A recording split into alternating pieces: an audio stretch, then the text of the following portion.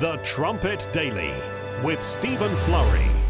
Hello again, everyone, and welcome back to the Trumpet Daily radio show. Here we are, the last show of the week. Of course, we're coming up to our 30th anniversary, the PCG. 30 years tomorrow, December 7th, 1989. And what we're going to do with our longer second segment is we're going to go back and look at the transition from Herbert Armstrong's death, or around that time in January of 1986, and then continue right through to the start of the PCG in December of 1989. Some fascinating history. Of course, some of it's discussed in Malachi's message, some of it in Raising the Ruins, but some of this we haven't really put together like we have for today's program. So stay tuned for that coming up in the second segment.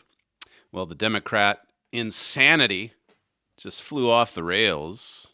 Yesterday, Trump Derangement Syndrome on full display. The sickness in America, it was there for all to see. So much hatred and contempt and division and strife. The day, of course, started with House Speaker Nancy Pelosi calling on Americans to essentially take up arms and revolt against this president. When in the course of human events, she said, quoting the Declaration, if it becomes necessary for one people to dissolve the political bands which have connected them with another. President Trump, of course, is playing the role of King George. He's the king president. And she's calling upon Americans to rise up and to revolt against this king. She's calling for articles of impeachment, she says, out of allegiance to the founders. And of course, she's doing this with a heart full of love for America. A heart full of love. I thought it was astounding, to me anyway, yesterday to hear her reference. Who was it? James Madison, George Mason, I believe, Governor Morris, Ben Franklin. When have we heard radical leftists drawing so much attention to the founding fathers? I mean, 1 minute they're pulling down statues of the founders, they're shredding constitutional norms, they're imposing their progressive ideology on all of America, certainly slandering any judicial nominee that might be a strict constitutionalist. Robert Bork, Clarence Thomas, Brett Kavanaugh. But now James Madison. We're doing this for James Madison. We're doing this because of the founders. We're doing this because of our allegiance to the founders. She mentioned, by the way, in that statement yesterday, the House Speaker, that the constitutional scholars have spoken. And of course, she's referring to the three left-wing Democrat donors that testified earlier this week. Certainly not Jonathan Turley, the one who said this is not constitutional. His family, by the way, they're being threatened because he would rise in defense of President Trump. They're now calling, the radical left is now calling for him to lose his job at George Washington University. Oh, that's a university, by the way, that we need to change the name of. Because the founders, you see, they were rich, white, straight men, as one of the scholars, the constitutional scholars, denounced just a few years ago. And then 2 seconds later, here they come calling upon the founders. We're just doing this out of allegiance to the founders. It's pretty amazing to watch. And one thing you can look at as far as the founding documents are concerned, you can be thankful. If you're an American, you can be thankful for the checks and balances and for the limitations that the founders put on the House of Representatives to prevent something from going forward toward a conviction when there's just a simple majority that hates the president and that triggers a partisan effort to impeach. They'll follow through, I guess, with their impeachment now. But it'll be interesting to see where it goes from there. If it does play out in the Senate, and as we've said before, if that happens, to see what more is revealed. I think the the fact that they're just flying off the rails like they were yesterday, and you'll hear some examples of that here in just a second. They know they're way, way out on a limb. My father said in the Kavanaugh article last year, look at the absolute hatred. He said, I've never seen anything quite like it. The radical left is sick. They are sick. And he said they do not accept criticism. And they're not sound-minded. So the speaker, Nancy Pelosi, she makes her remarks. She opens it up for some questions. And then as she's leaving the stage, she's asked by James Rosen if she hates the president. And this she was deeply offended by this. How dare you? How dare you ask me if I hate the president? She said this, clip 7. And as a Catholic, I resent your using the word hate in a sentence that addresses me. I don't hate anyone. I was raised in a way that is a heart full of love, and always prayed for the president. And I still pray for the president. I pray for the president all the time. So don't mess with me when it comes to words like that. She prays for President Trump all the time, and then pointedly said to Mr. Rosen, don't mess with me. Do not mess with me.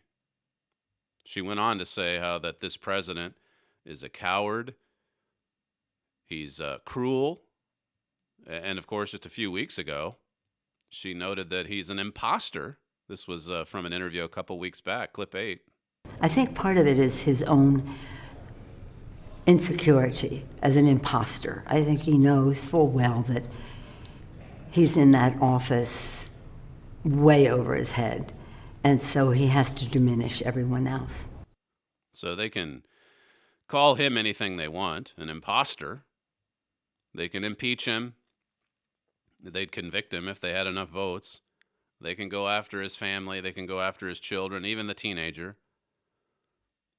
They put people in jail, some that have worked for this president, and they'd put him in jail if they could create a scandal that would stick. But don't you dare ask them if they hate the president. They love this president. They love him. They pray for him. They're doing this because of how much love they have. That's what they say. To even ask the question, to even ask if she hates him. Well, to her, as she said later on last night, it's disgusting. Clip 9. So for him to say that was really disgusting to me. She was just disgusted by it.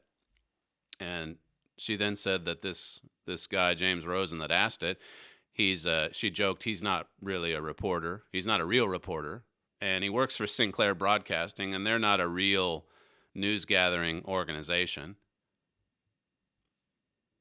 We trash those organizations, those kinds of reporters. And how dare he ask me if I hate this president?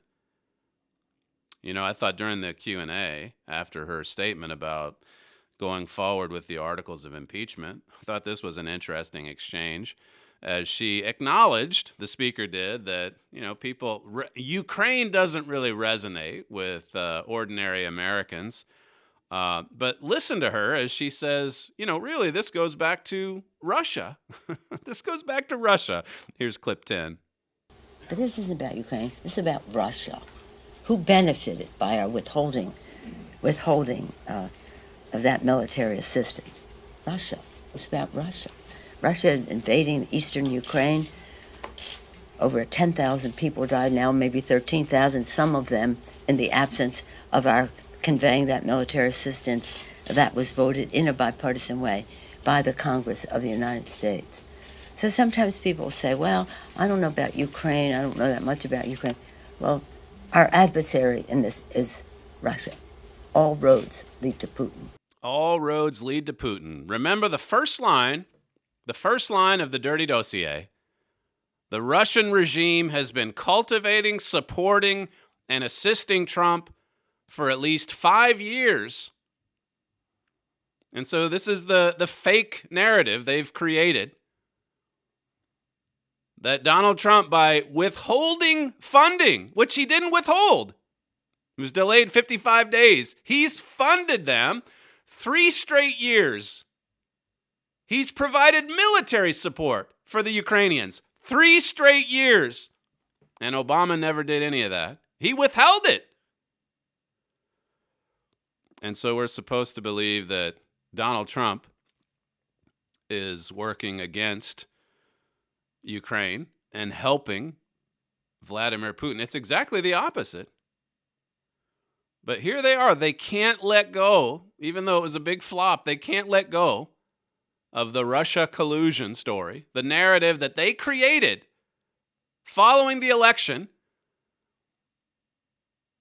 President Obama said there's nothing to it. Then Donald Trump wins, and all of a sudden Brennan's out there pushing this story to the New York Times and the Washington Post in early December of 2016 that, well, Russia not only meddled, they helped the Trump administration. They helped Donald Trump win.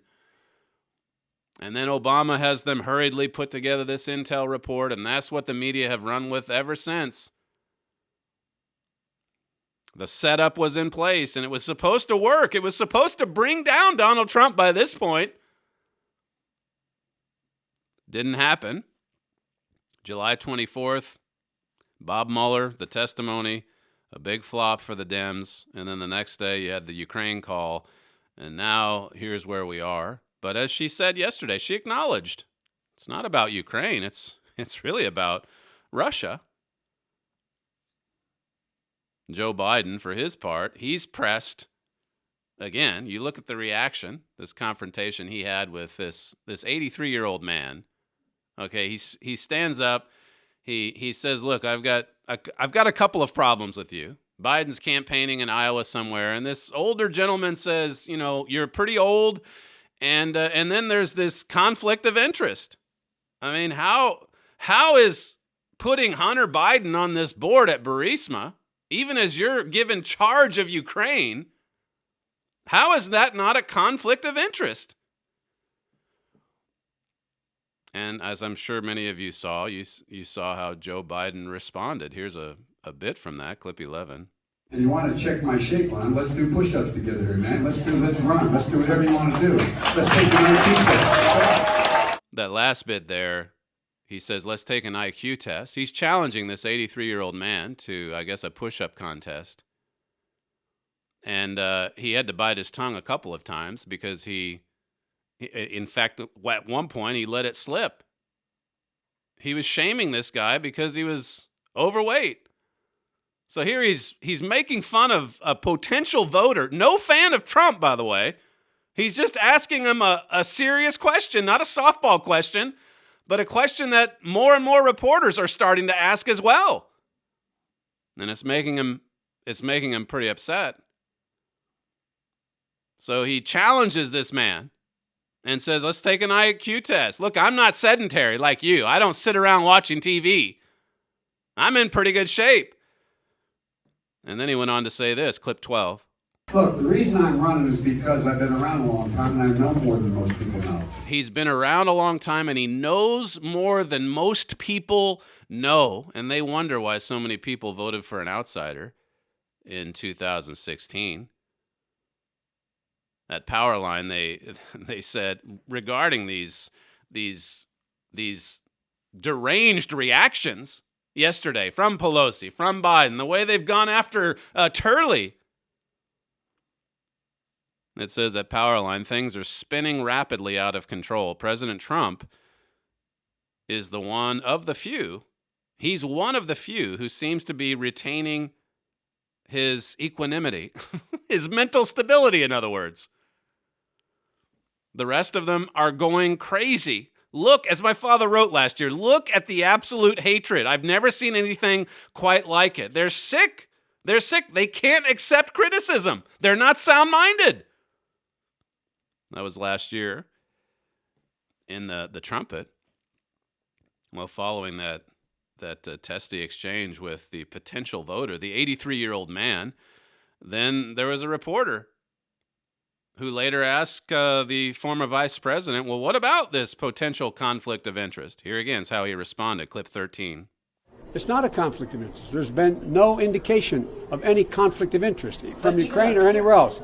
Period. I'm not going to respond to that. Let's focus on the problem. Focus on this man, what he's doing that no president has ever done. He's just not going to respond to a question like that. Focus on Donald Trump. Focus on this man who's done things no president has ever done. Quit talking to me. Quit asking me about Ukraine and about my son. And yet the facts are there for all to see. President Trump has given money to Ukraine 3 straight years, and he's provided military support. It's the Biden family that's taken money from Ukraine. 3 straight years they did it. And together with Obama, withheld U.S. funding until even a prosecutor got fired. That's something he bragged about. And yet we're told it's Donald Trump that's guilty of bribery. That's what the media want for us to believe. One final clip here, just going back to Nancy Pelosi, who talked yesterday about the love in her heart and that she's pressing ahead with articles of impeachment or asking for it because of the love that flows from her heart. Don't you ask me about hatred. I don't hate anybody. She loves everybody in the world, and she prays for this president, and she made this one final statement, clip 14. I'd rather like to think that America is a country that is full of love. That's what she said last night at a CNN town hall. That's the way they view themselves. They look in the mirror, they see themselves as something so precious, so sweet, so innocent, so loving.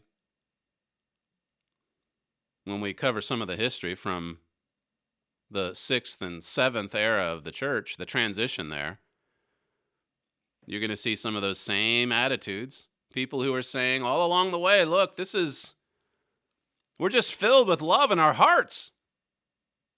Even as they go about destroying and dividing, even as they destroy lives, they talk about love. This is why Jesus told us to judge by fruits. You shall know them by their fruits. You're going to know by the fruits. And so we have to look at the fruits. Don't listen to what they say. Look at what they're doing. Look at the division they're causing. Look at the destruction they're bringing upon our nation. The power behind them, as my father wrote in that Kavanaugh piece, the power behind them is dangerous. What they're doing has the devil's fingerprints all over it. He loves to stir up nasty, unbridled emotion. My father said Americans need to wake up. Satan is at work dividing the country, turning us against each other, hollowing away the strength of our republic. It says, but Bible prophecy shows this is leading to nation-destroying violence, even as they talk about love. You're listening to Stephen Flurry, and this is the Trumpet Daily radio show. You can email the program at td@kpcg.fm. We'll be right back.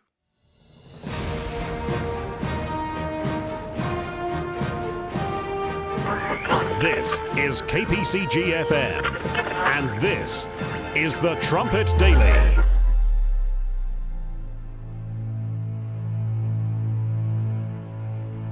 I'm speaking to you from our television studios in Pasadena, where I speak to the world as a voice crying out in the wilderness of modern religious confusion.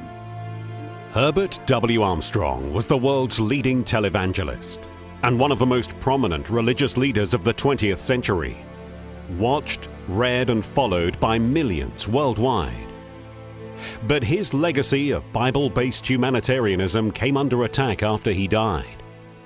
The cabal of leaders who took control of the church he founded, after pledging to follow in his footsteps, methodically destroyed all he had built.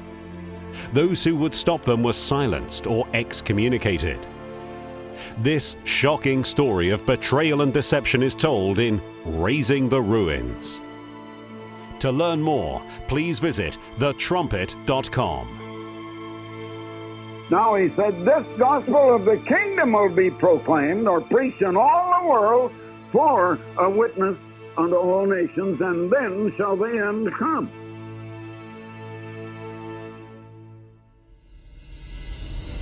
From the Philadelphia Church of God campus in Edstone, England, this is the Trumpet Daily program with Stephen Flurry. When you consider the fruits of Herbert Armstrong's more than 50 years in service to God, a 50-year ministry, when you look at the fruits, they were there for all to see.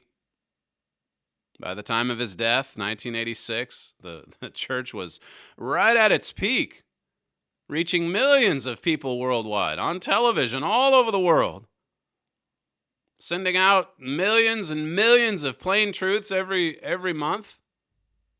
All of those programs for the youth, the festivals. He made an impact on the world. President Reagan responded to Mr. Armstrong's death. He wrote a note to the Worldwide Church of God and said he contributed, Mr. Armstrong did, he contributed to sharing the word of the eternal with his community and with people throughout the nation. You can take pride in his legacy. That was the President of the United States telling members of the Worldwide Church of God, you can take pride in the legacy of Herbert Armstrong. Well, we do. But those who were supposed to follow in his steps, they didn't. They destroyed that religious empire. And they talked about love even as they destroyed it. They talked about the love in their hearts, even as they dismantled everything that Mr. Armstrong had constructed, had built up and established. As you know, so many of you, it was all prophesied. Paul talks about it in 2 Thessalonians 2, a great falling away, a great apostasy, a falling away from the truth. They stopped, like Daniel 8 says, they stopped doing the work. They cast God's truth to the ground. And they talked about how their hearts were full of love. They portrayed themselves to be angels of light. In fact, they were tools in the hand of the devil. And you look back on this timeline, and as my father said in that Trumpet article that I mentioned in the first segment, you saw the devil's fingerprints on all of their actions. A lot of people were deceived by their words, but their actions, their destructive and evil actions, if you just look at the fruits, you see it plain as day. Most of these facts and figures and quotes I'll pull out here in this segment are from the Pastor General's report. This is a publication. I think they submitted this or distributed this every other week back in the day, back in the Worldwide Church of God day. A lot of the material would appear in the PGR, and then it would appear, some of it would appear later in the Worldwide News, which would go to the church more broadly. But the PGR was for the ministers. And so they gave you, a lot of times, some excellent insider information about the work, news of the work, what was happening in the work. 1984 was the first time that the church had distributed 100 million publications worldwide. And it was the first time that the mail income for the United States generated $100 million. $100 million. This is going back more than 30 years ago. $100 million just from the U.S., just from mail income. In April of 1985, so far as I can tell, this was the first mention of Mystery of the Ages in the PGR. Mr. Armstrong he got the idea for this in the last part of 1984, and then he was hard at work on this for the first 6-8 months of 1985, and then it was off to the printer in 1985, August of 1985. But Mr. DeKoch, this is the one that took over for Mr. Armstrong following Mr. Armstrong's death. He said in that April 1985 PGR, "I know this book will prove to be another step forward, a major step forward for God's church and the spreading of the gospel around the world." That's what he was saying while Mr. Armstrong was still alive. And then in the following month, or I guess 2 months later, June of 1985, he talked about Mr. Armstrong and referenced Matthew 17 and verse 11, that prophecy about the end-time Elijah. And it's clear from 1985 and 1986 as well, even after Mr. Armstrong died, that Mr. DeKoch was right there saying, look, Herbert Armstrong has come in the spirit and power of Elijah. His office, his ministry was prophesied. As I say, this is June of 1985. Mr. DeKoch writes, Jesus told his disciples Elijah truly is coming first and will restore all things. The many truths of God's plan and supreme purpose for his church and eventually all mankind have been restored in God's church through his end-time apostle. He's referring to Mr. Armstrong. He goes on to refer to the book Mr. Armstrong was working on, Mystery of the Ages, and how all of these mysteries were made known to the church through Mr. Armstrong. In July of 1985, they reported that for the first time, the World Tomorrow program brought in over 20,000 calls for literature, and the book they offered on that show was The United States and Britain in Prophecy, another wildly popular book of Herbert Armstrong's. Of course, that book was around quite a lot longer than Mystery of the Ages. Mystery of the Ages coming out in 1985. This one produced way back in the early years of the work, back in the 1940s. 6 million copies of that book went around the world. And in the last year of Mr. Armstrong's ministry, he was doing programs on it, advertising that book, and in one case, 20,000 people called in. 20,000. In August of 1985, the PGR reported that the TV program, The World Tomorrow, was now number one in the number of markets reached. That was 191 at the time. And then the number of stations they had in the U.S., over 300. That would peak at 400, I think 420 by the time of Mr. Armstrong's death. And then you come to September of 1985, and this is when Mr. Armstrong presented Mystery of the Ages to the sophomore class. He sent the book to the printer in August, I believe, and there's quite a lot of material in the church literature and on videos about how every attention or detail was considered when it came to the quality of that production, that publication, that book. And then in September of 1985, September 9th, he's presenting here this new book to the sophomore class at Ambassador College. This was to be their textbook for the Fundamentals of Theology class. And here's what Mr. Armstrong said, clip 1. The Bible is like a book that had been sort of cut up into about 2,000 or 3,000 pieces, and you have to get them all put together in the right order or you can't understand them. This book puts them together. And yet this book is only a synopsis. You could say it's the gist of the Bible, the synopsis. It doesn't cover all of it, but it covers the main thread of the Bible so you can understand the Bible and understand the other details when you read them in the Bible. It'll open up the Bible so that you understand it. That's what it is for. Make the Bible plain and clear and understandable.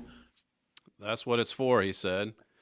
Mystery of the Ages, putting together all of those jigsaw puzzle pieces. And then he went on to emphasize how that upon reading this, or after reading it the first time, these students needed to go through and study it again right away. Here's clip 2. God is such a great God when you come to really know him and who and what he is and how real he is. And I want to say that you need to read every word and you need to go over it more than once. You aren't going to get the full meat of this book in one reading. This is a book that after you've read it, you can read it a second time and then later a third time. This book is not intended to take the place of the Bible. It's intended to make it so that you will understand the Bible. You must read the Bible with it.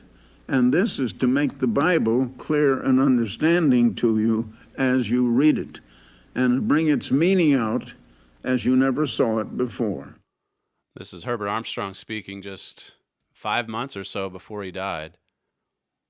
He's 93 years of age at the time, and he got pretty emotional toward the end of his statement there in handing out Mystery of the Ages to these students at God's College. Clip 3. And I hope it'll be a blessing to you. I hope you will enjoy it. It'll give you great happiness and enjoyment. I hope you'll enjoy reading it. And I hope more than any other book you've ever read, except the Bible. And perhaps, in a sense, this makes even the Bible more clear and plain, and you'll enjoy the Bible more from now on. Will you forgive me if I get a little bit of thrill that this was then done? This book is out now. Today is a pretty big day in my life when I can hand the copies of this book out to each of you. When you think about the transition from Herbert Armstrong's death through to the establishment of the Philadelphia Church of God in December 7th of 1989, that almost 4-year period, Mystery of the Ages is right at the center of this story. This was the last work that he produced, and of course he told the church in letters to church members and co-workers that we want to reach the largest audience possible here. And immediately, Mystery of the Ages became the most popular piece of literature in the church. He said in a coworker letter that he felt like it was the most valuable gift that he could possibly give to his millions of readers. He sent out another letter offering Mystery of the Ages to Good News readers. There are about 1 million of them, and 41% of the readers responded. That was the highest percentage ever for a letter offering literature. In December, by the way, that same year, December of 1985, Mr. Armstrong decided to close the Big Sandy campus.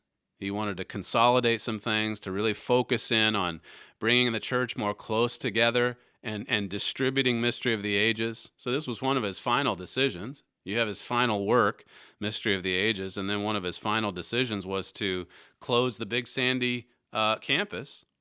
And then you move into January, the month of his death.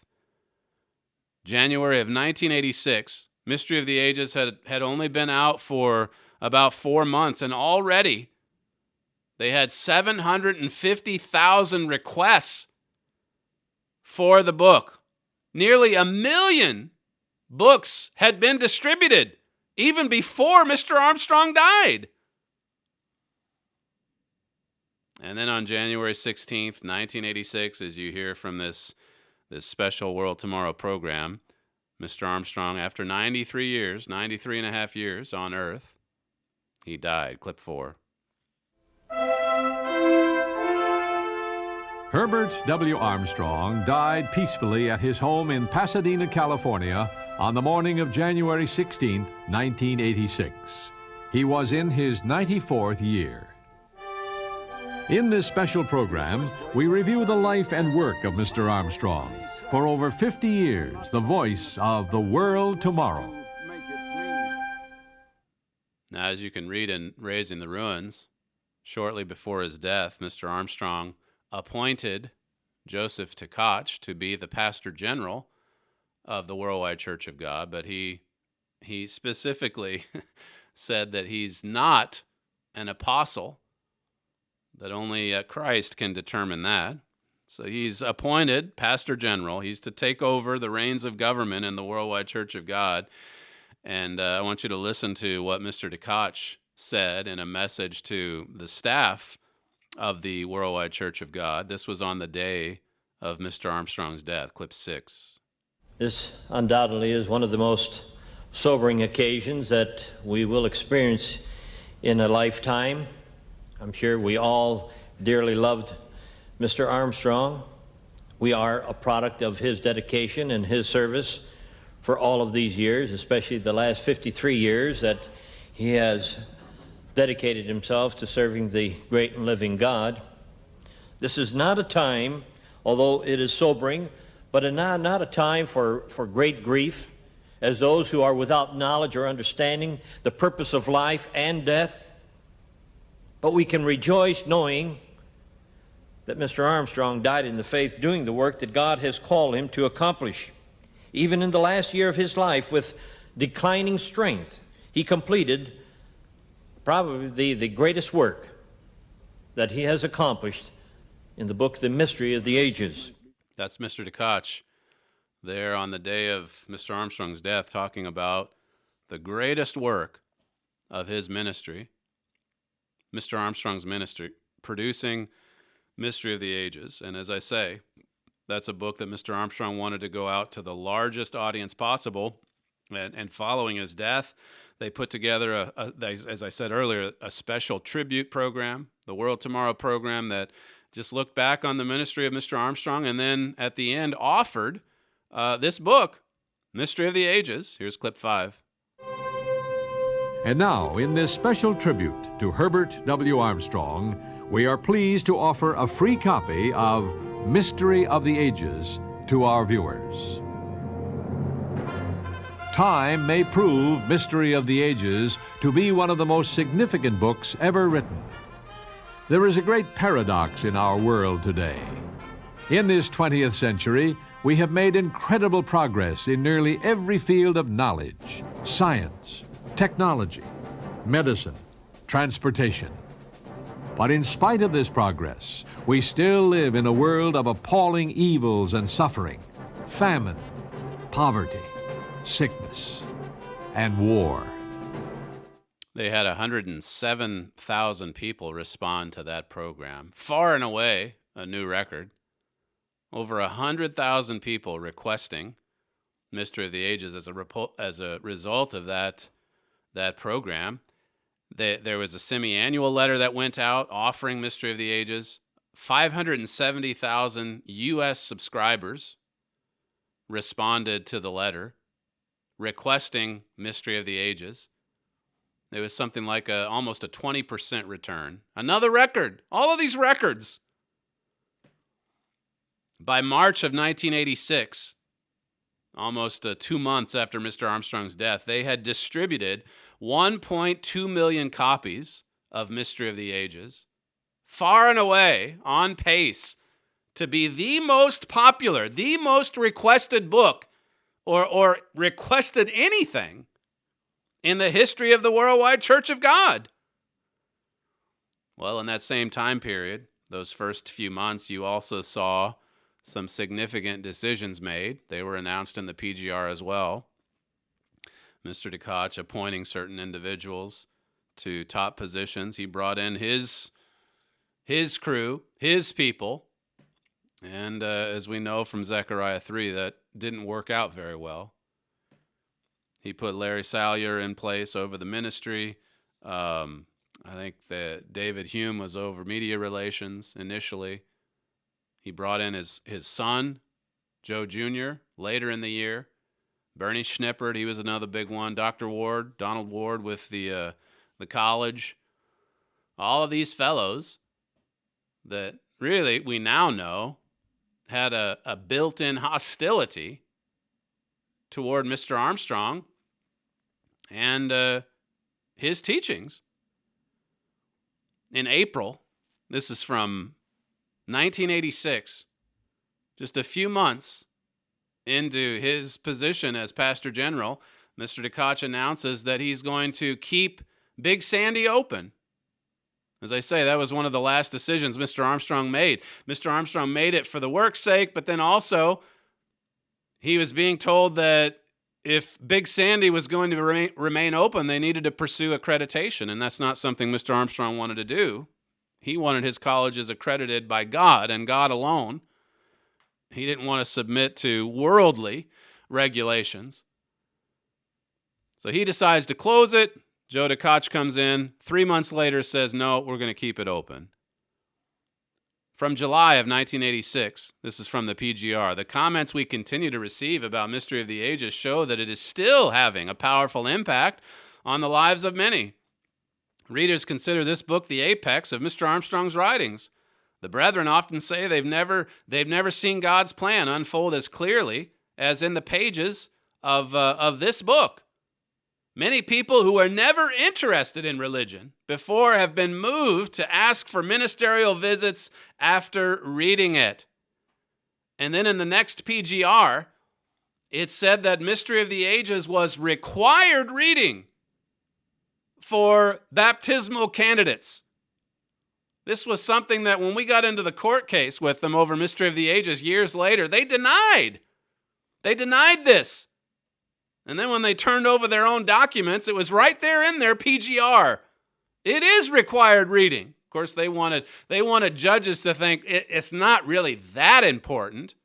Mr. Armstrong really didn't want it to go out to that big of an audience. And oh, by the way, we've kind of reached saturation point. They were lying. They were lying. Even as they talked about how much love they had. How much love sprung from their hearts. Angels of light. If you move forward through 1986, it says here, over 1 million Mystery of the Ages sent out since October of 85. That's from September. And then by the end of the year, and this is pretty significant too, Mr. DeKoch announced that he actually was an apostle. He announced it in a minister's conference in November, and then it's there in the PGR on December 2nd, 1986. And I thought this statement in particular is quite revealing. It says, it has become obvious to the leading ministers at headquarters that Mr. DeKoch is doing, as Mr. Armstrong was before him, the work of an apostle. So it didn't take that long before he decided, yeah, I actually am an apostle. Mr. Armstrong specifically said, you're not. Only Christ can decide that. And within 10 months, within 10 or 11 months, it was obvious to leading ministers that he was an apostle. It was just so obvious.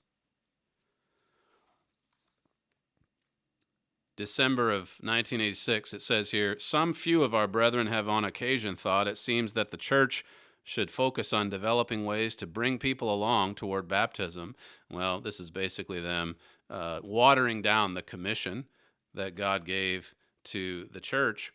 They started talking about changes they were making to booklets in late 1986 and early 1987. They made changes in the Christmas booklet. And they started talking about the problems that they had with Alexander Hislop's book, The Two Babylons. And that's a book that Mr. Armstrong referenced and even quoted, I think, in Mystery of the Ages. So they were coming at Mr. Armstrong's writings, indirectly at first, then directly with smaller changes. And then, of course, the massive changes came along just a little bit later. And yet, still, they ran the tribute program in January of 1987 as well, offering Mystery of the Ages, and it generated 59,000 calls. I mean, when they just put Mr. Armstrong's literature out there and offered it to the world, tens of thousands of people were responding. Well, in the spring of 1987, they came out with the decision to change the healing doctrine, or I guess to be more precise, the meaning of the Passover, the two-part sacrifice of Jesus Christ. No such thing as physical sin. And then later, because they say there's no such thing as physical sin, then we really shouldn't say spiritual sin. It's just sin. Everything gets generalized. Everything gets watered down. And meanwhile, all the fellows are raised in rank. Bernie Schnippert, Dr. Stavronidis, Joe DeKoch Jr., and yet still embedded in these documents, you see some really astonishing statistics. 6 million U.S. and Britons mailed worldwide, 7 laws of success, 3 million of those booklets distributed. August 1987, they offer this unbelievable explanation of how awesome it was to reduce the United States and Britain in prophecy from 200 pages to 64 pages. How could this be? First, the project was requested by offices around the world, the international offices, because, well, to them, the book was too big and too expensive to mail out. And so they wanted a smaller version, an international version. So they put that together, and then supposedly Mr. DeKoch read that and thought, well, you know what? This is even better than the bigger version. And so let's just make this one available to everybody. And that was the one they distributed from August on, August 1987. Already they had slashed 2/3 of the content out of the United States and Britain in prophecy. Of course, you can go back and look at the little booklet version and then consider the chapters they left out. They took the teeth right out of that strong message. Moving along here, December of 1987, the church announced we're flying a chartered Boeing 727 as a trial and preparation for making a decision about selling the G3. Well, that led to them getting this disastrous, I think it was a Bach 111, and Mr. DeKoch would then take, it was a bigger plane, but a gas guzzler, but it was so much bigger, Mr. DeKoch was able to take a huge entourage all over the world as he made trips, visits to church areas. And they sold off the G3, netted a profit from that, but the big plane didn't exactly work out for them. February 1988, the PGR announces that the prophecies regarding the end-time Elijah, they actually refer to the church, not to Mr. Armstrong specifically. And then they presented that as if this is something we've always believed. I mean, this was like an earth-shaking change in the church, spiritually speaking. And they just passed it off like this is something we've always believed. Here's a quote, February 1988. Just as Malachi prophesied of John the Baptist, these are specific personalities, right? Just as Malachi prophesied of John the Baptist, and just as the angel Gabriel expounded, a people would be prepared for God. It says, from the Ephesian era until now, the church of God fulfills that role. The church of God prepares the way. Never mind about one individual preparing the way before Christ. Now it's fulfilled more generally by all of us, by the whole church. We don't want to put the focus too much on Mr. Armstrong, because they were starting to figure out a lot of things that were wrong with Mr. Armstrong. It was in March of 1988 when Mr. DeKoch first floated this idea that there were all these things on his deathbed that Mr. Armstrong wanted Mr. DeKoch to change, but it was only after a couple years went by that it finally came right back into Mr. DeKoch's memory, and then he started to change it. July of 1988, that's when they learned that there were cavemen, there were bones from human-like figures before Adam, and we just need to accept it. It's the science. The science is there to show us. August 1988, the dual commission that Mr. Armstrong talks about in Mystery of the Ages. Well, we don't want to talk about that anymore. We don't want to talk in terms of an important mission going to the world and then kind of a secondary type of commission. So that's out the window. September 1988, they announced they're pursuing accreditation in Big Sandy, something that Mr. Armstrong wanted to avoid by shutting down the campus. Mr. DeKoch reopened it, and sure enough, they had to, quote unquote, they had to pursue accreditation. In October of 1988, they changed the format of the World Tomorrow program. They had to do this because, well, response to the program, it was plummeting. November 1988, Mr. DeKoch says, if you have any doctrinal area that you do not understand properly, you have an obligation to contact church administration and discuss the matter. In fact, you have a Christian duty. This was a term they would use later as well. If you disagree with anything, you better call us, they said at the end of 1988. And then 1989, January 3rd, Mr. DeKoch says, one area that I want to stress is that of putting undue emphasis upon Mr. Armstrong or upon me. Don't do it with me either. You see, I'm a pretty humble guy. Don't put too much emphasis on Mr. Armstrong or me. It says in the Church of God, human leaders are never to become objects of reverence or devotion bordering on worship. And of course, that's true. But what he says here is that you can't say anymore that there are certain prophecies referring to certain individuals. That was January 3rd. January 17th, they announce Who Was Jesus? A new booklet.